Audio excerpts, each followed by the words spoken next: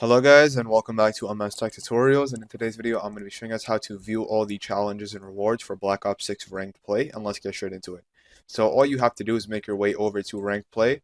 Once you are here, you will see that it does say challenges and rewards right here on top of how find a match. Anyways, from here you can view the win challenges, rank skins, seasonal rewards. For win challenges, you do have a bunch of skins. You get the Ranked Play competitor, and for this all you do is need to win 10 career rank play matches.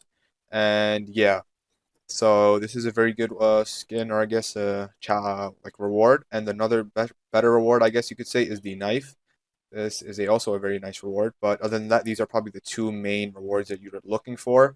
But it is going to be very difficult because it is 1,000 career rank play wins, but this is only 10.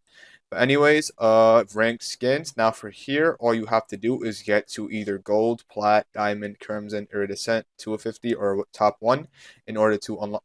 I guess this is top one. But anyways, yeah, these are the ranked skins, and you need to be a rank of gold or higher to achieve them or unlock them. And again, you will only be able to get them once the season ends. So even if you reach gold in the season, you're not gonna, I believe, instantly unlock it. You have to wait for season to end.